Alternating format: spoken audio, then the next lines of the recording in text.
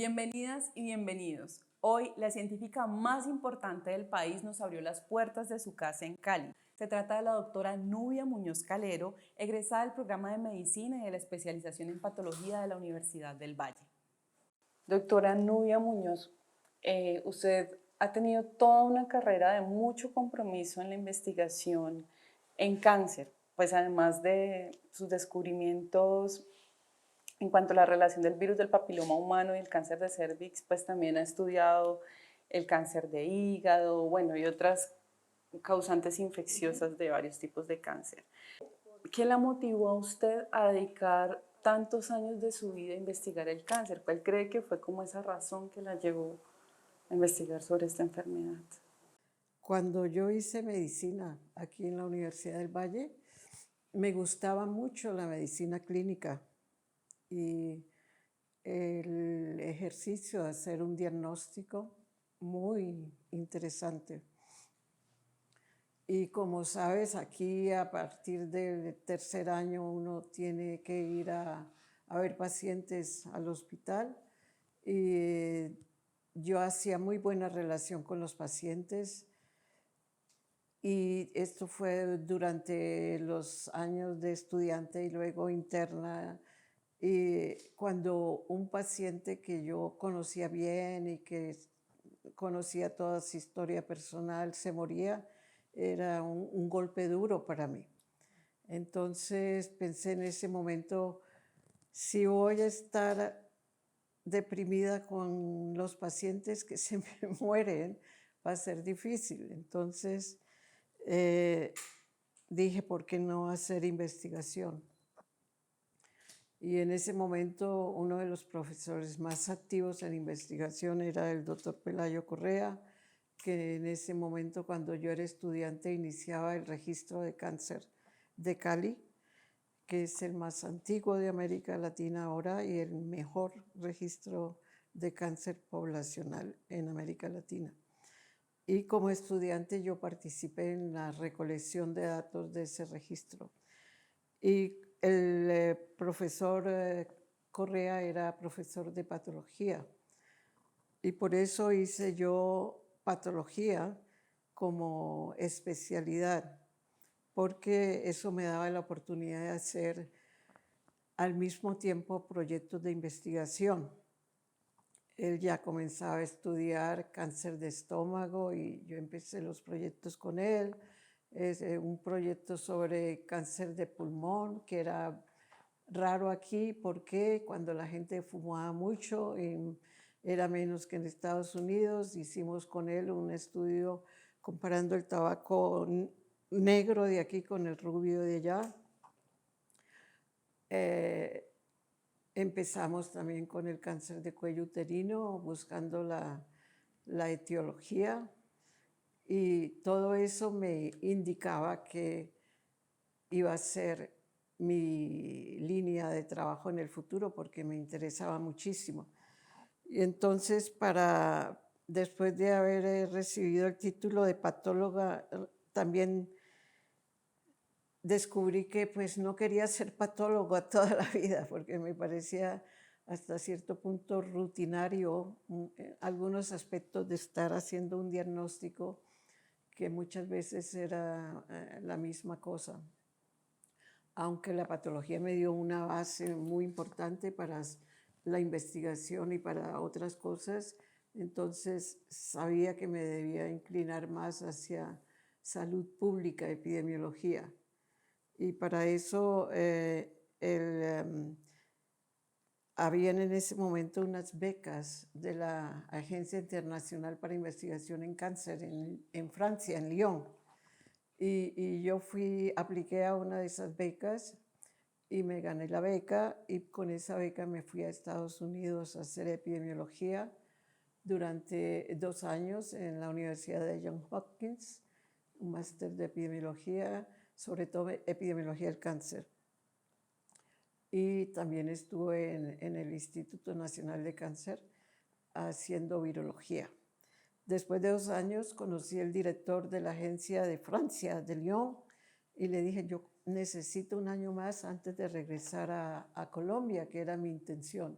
Y me dice, no, pues las becas son por 2 años, no podemos más, pero si quieres venir un año más a Lyon, vas a terminar tu entrenamiento en epidemiología con nosotros.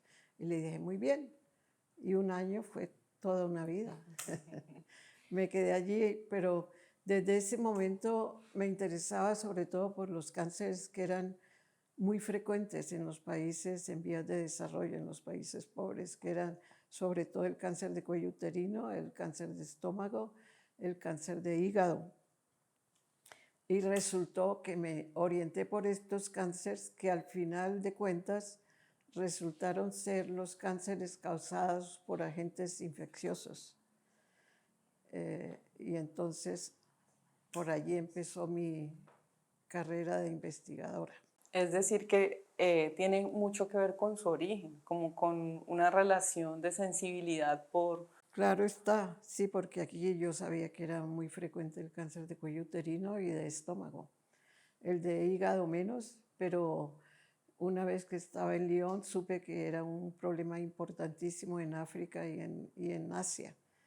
Y tuve la oportunidad de trabajar con el primer equipo en Francia que hizo la vacuna contra la hepatitis B. Y entonces eso fue un trabajo muy interesante que me dio la base ya para pensar sobre la vacuna del papiloma humano más tarde.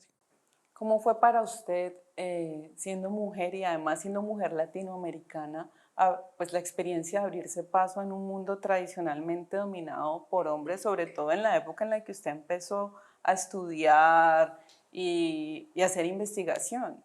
Pues no fue nada fácil. Tuve que luchar y ponerme frente a no solamente aquí, no solamente con los compañeros que pensaban que ellos deberían tener mejores notas que yo, sino allá también con los colegas que muchas veces daban baja prioridad a mis proyectos y yo tenía que defender allí. En esa agencia no tienes un trabajo permanente, sino que cada 2 años tienes que defender tus proyectos. Y si en 2 años no funcionas muy bien, a lo mejor no continúas. O sea que luego era cada 5 años defender los proyectos y así logré pues estar 30 y pico de años en esa agencia.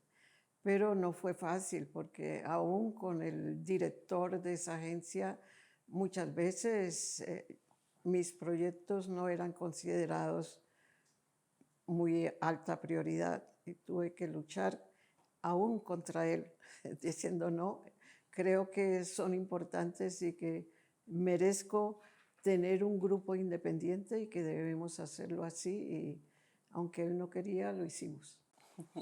Y consiguió lo que buscaba usted. Sí, pero es una agencia que tiene pocos recursos realmente, o sea que a pesar de que es financiado por los países ricos, el presupuesto es muy modesto. Y yo logré hacer lo que hice, sobre todo con la ayuda de los colaboradores locales. Escogíamos los colaboradores y los países de acuerdo al cáncer que uno investigaba. Por ejemplo, el cáncer de cuello uterino, pues sabíamos que era más frecuente en América Latina, en Asia y en África. Y allí íbamos a investigar con grupos locales que nunca habían hecho epidemiología, pero que teníamos que entrenar. Y mi grupo éramos poquísimos. Yo tenía un catalán, un español conmigo y unas 2 o 3 asistentes técnicas y de secretaría. Y a pesar de ser los 2 principales del staff, lográbamos hacer mucho con la ayuda de los colegas locales en los diferentes países. ¿Podemos hablar un poco acerca de esas experiencias que marcaron su carrera, doctora Muñoz, como en tantos años de trayectoria, en ese recorrido por todos estos países, en sus investigaciones? Bueno, experiencias, como te decía, para el cáncer de cuello uterino, por ejemplo, que es por las investigaciones que soy más conocida ahora.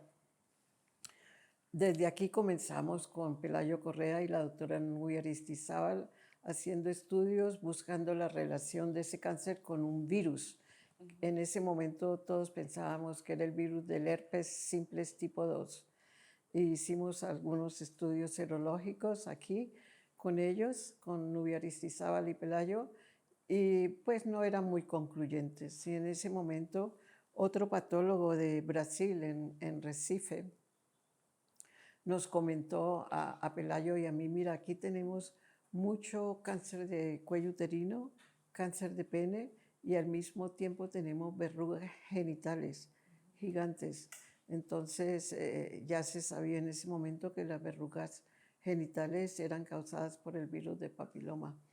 Y entonces dije, bueno, hay que explorar esa idea. Y estuve allí en Recife 4 o 5 meses y recogí unos 500 casos de tumores gigantes, de cáncer de cuello, cáncer de ano, cáncer de pene, verrugas genitales. Y me llevé esos tumores congelados en hielo seco a Francia para analizar en el laboratorio.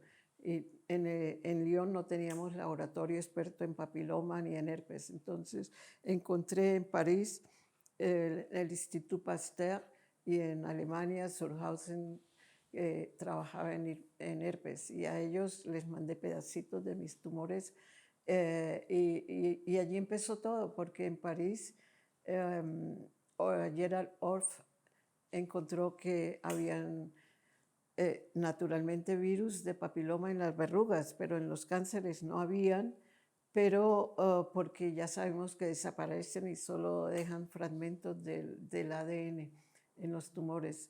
Y luego a partir de allí se desarrollaron test de hibridización que permitieron detectar los diferentes tipos de papiloma. Y en eso participó el grupo de Surhausen, su estudiante Lutz Gisma fue el que hizo los primeros análisis de identificación de esos tipos virales, usando en gran parte los tumores que yo había colectado en Brasil. Y a partir de allí entonces teníamos las técnicas moleculares para ir a estudiar a nivel no de laboratorio, sino a nivel de la población, investigando mujeres con cáncer y mujeres sin cáncer.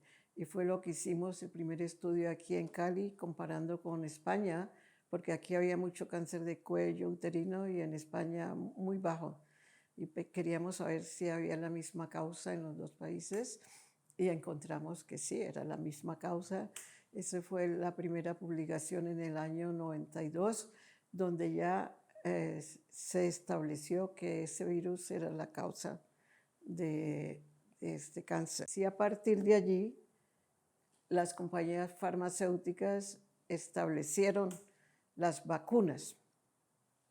Yo traté de hacer una vacuna para el virus de papiloma, no yo en el laboratorio, sino buscando dónde hacerla en base a la experiencia que ya teníamos con la vacuna de la hepatitis B. Y pregunté en la OMS dónde hay en América Latina laboratorios que tengan experiencia en fabricar vacunas. Me dijeron en Brasil y en Cuba. Cuba estaba bastante avanzado en esa época, en los años 98, 96, hacían vacuna de hepatitis B, por ejemplo. Y entonces con el colega de la Universidad de Tours que había trabajado con la vacuna de hepatitis B, nos fuimos a Cuba a visitar a, bueno, Fidel ya no está, y con el segundo de Fidel Laje, que era un científico, Agustín, con él visitamos los laboratorios de biotecnología y logramos identificar el laboratorio que era el de Finlay, que podía hacer la vacuna. Y nos dijeron, bueno, para hacer esta vacuna necesitamos $300,000. y yo no tenía, mi presupuesto era como $150,000. Entonces, aplicamos a una beca de la Comunidad Europea que seguramente cayó en manos de los laboratorios que ya estaban empezando y la negaron. Entonces, no pudimos transferir la tecnología que ya estaba desarrollada en la Universidad de Tours a Cuba. Y luego fui a Brasil y el viceministro de Salud me dice, necesitas 300, yo te doy $400,000 ya. Y transferimos la tecnología de Pierre hacia Fiocruz, el laboratorio allí. Y dije, excelente.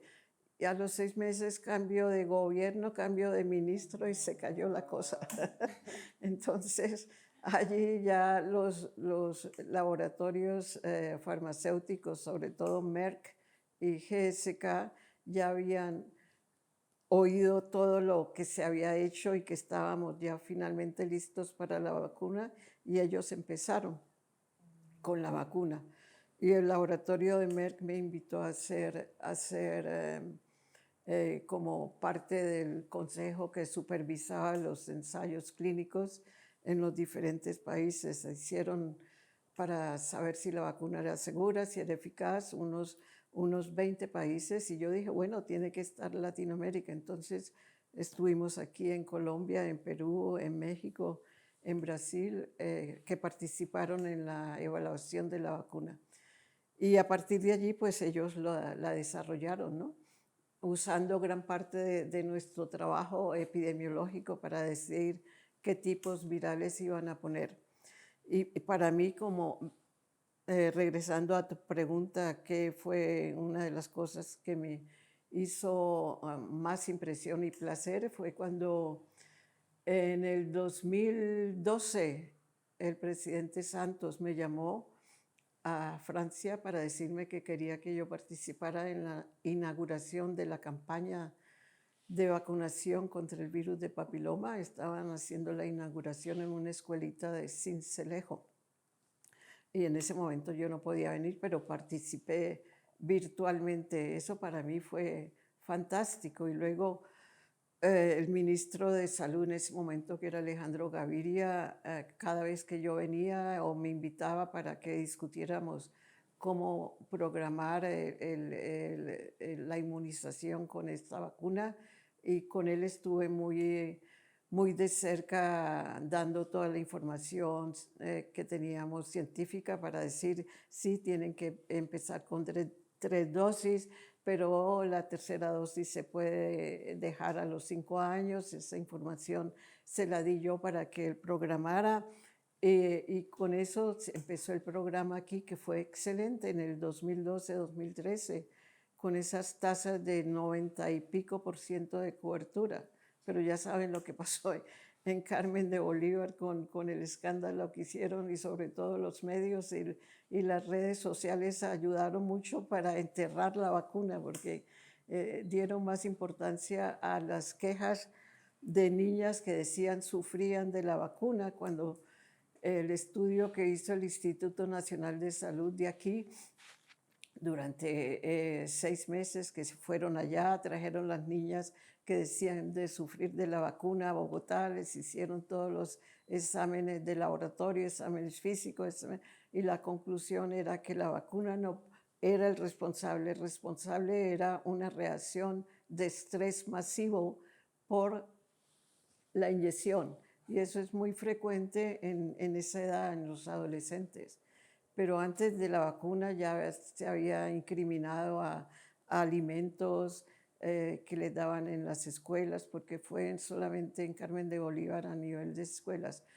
Y el agua, los pesticidas, habían hecho muchas hipótesis cuando alguien dijo, ay, ¿por qué no la vacuna? Todas las niñas, pero luego se vio que aún niños que no habían vacunado o niñas que no habían recibido la vacuna presentaban los mismos síntomas. Entonces, a partir de allí, pues el programa se vino abajo, y realmente gran parte fue mal manejo, pero también un mal manejo de los medios de comunicación que dan esas noticias escandalosas y sin poner atención al estudio muy serio que se hizo demostrando que no era el caso, pero en eso vamos. Eso fue en el 2013, ya más de 10 años, y las tasas bajaron hasta el 10% de 90 y pico, y todos estamos tratando de recuperar, pero ha sido muy difícil, porque en todos los países la manera más fácil de lograr buenas tasas de vacunación es yendo a las escuelas, pero claro está, preparando primero a los niños, explicando qué se va a hacer, a los maestros, y luego los maestros a los padres de familia. Es una campaña muy amplia de educación, y eso se perdió en ese momento, y se empezaron a vacunar en puestos de salud a las niñas que querían. De acuerdo a las cifras que me dio el ministerio el año pasado, en las niñas está en 53%, de 90 pasamos a 53%, y el año pasado empezaron a vacunar niños también, y los niños está en 42%. ¿Cómo se traduce eso? O sea, ¿cómo qué consecuencias tiene eso ya en términos de mortalidad, de, sí, como qué consecuencias tienen Sí, en bueno, salud pública? los ensayos que te decía de las compañías farmacéuticas mostraron que eran muy eficaces para prevenir lesiones precancerosas Sí. de alto grado, súper eficaces, con eficacia del 95 y más por ciento, y sin problema de efectos secundarios graves, solamente un dolor en el sitio de la infección, fiebre. Y después que se introdujo la vacuna a los programas de vacunación, en este momento hay un 60% de todos los países que han introducido la vacuna en los programas de vacunación, y los países que tienen buenos programas, por ejemplo, en Europa, en Australia, ya se ha comprobado con esos programas que empezaron en el 2007, 2008, que la vacuna no solamente previene lesiones precancerosas, sino el cáncer. Ya ha visto una disminución en cáncer invasor en Inglaterra, en Suecia, en Dinamarca, en Australia, en unos estudios de Estados Unidos. O sea que los que dudan de que la vacuna no va a ser eficaz no tienen ninguna razón para dudar. Y como te decía, la vacuna es muy eficaz también. Los niños, pues empezó mucho después, porque como es una enfermedad sexualmente transmisible, pues los hombres, los niños actúan como vector. Y por eso en los primeros estudios que hicimos aquí en los 80, pues no solamente incluimos mujeres con cáncer y sin cáncer, sino los maridos de esas mujeres con cáncer y sin cáncer. Y confirmamos que el virus está también en los hombres, ¿no? Y produce cáncer en los hombres también, no solo transmite, sino que produce cáncer de pene, cáncer de ano y cáncer de orofaringe. O sea que por eso ahora en los últimos años se ha comenzado también a vacunar niños. Pero en los países que tienen más cáncer de cuello uterino, como África, algunos países asiáticos y en países de América Latina, la prioridad debería ser vacunar niñas, porque son las que sufren más con este cáncer, ¿no? En Colombia, por ejemplo, veo que es el tercer cáncer más frecuente en mujeres. Y los cánceres en los hombres son más raros, aunque, Sí. por ejemplo, en Estados Unidos, en algunos países europeos donde el cáncer de cuello uterino ha bajado mucho gracias al tamizaje y ahora la vacuna, los cánceres anales y cáncer de orofaringe están más altos que el cáncer de cuello uterino. Doctora, ¿cómo cree que usted que ven avanzar las políticas públicas o los programas de vacunación también para salvar cada vez más vidas, para prevenir que cada vez sigan siendo más y más las víctimas o las personas que mueren de enfermedades como el cáncer. Sí, no, por eso los cánceres ligados a agentes infecciosos, que te decía, son 3. Sí. 2 de esos 3 tienen una vacuna, que es el cáncer de hígado, causado por la hepatitis B, y los cánceres genitales, porque ya no solo es cervix, sino vulva, vagina, ano, pene y ahora orofaringe. Estos cánceres se pueden prevenir con la vacuna. El otro gran factor causante de cáncer es el tabaco, aún. Un 15% de todos los cánceres en el mundo son causados por tabaco. Y pues lo esencial es prevenir, pero hay todavía mucha gente que fuma y muchos jóvenes que empiezan a fumar desde temprana edad. Que hay que continuar con el esfuerzo de aumentar la cobertura aquí, ¿no? Y si se puede regresar a las escuelas, por eso yo siempre les he dicho, la Secretaría o el Ministerio de Salud con el Ministerio de Educación, siempre. Ahora, finalmente están trabajando a nivel de Secretaría de Salud con Secretaría de Educación aquí en el Valle. Y sé que la doctora Lesmes está hecho muy buena labor desde este punto de vista, lo mismo en Cali. Cali ahorita tiene una de las coberturas más altas de la vacunación. En Cali está como en el 86% en niñas, pero en niños es menor. Y el peor ciudad en el valle es naturalmente Buenaventura.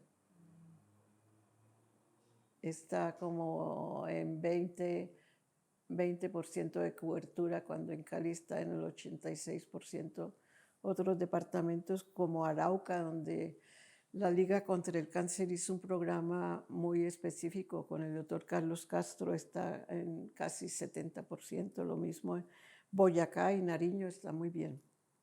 Pero Buenaventura y las ciudades de la costa, Cartagena, Barranquilla, no está muy bien. O sea que el esfuerzo es continuar educando a la gente y promoviendo el buen uso de esta vacuna.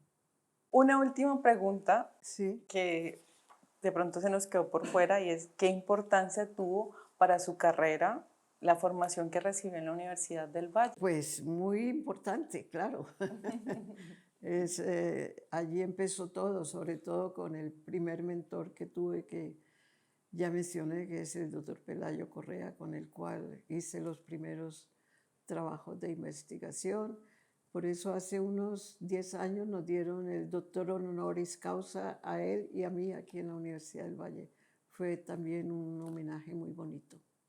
Muchísimas gracias, doctora Nubia Muñoz, por acompañarnos, por abrirnos las puertas de su casa, por contarnos su historia y por dejarnos todos estos importantes aprendizajes sobre lo relevante que es hacer una vacunación temprana para prevenir enfermedades infecciosas asociadas al cáncer, como el cáncer de cuello uterino por el BPH. Y a ustedes no olviden seguir todas nuestras redes sociales y los esperamos en una próxima entrega.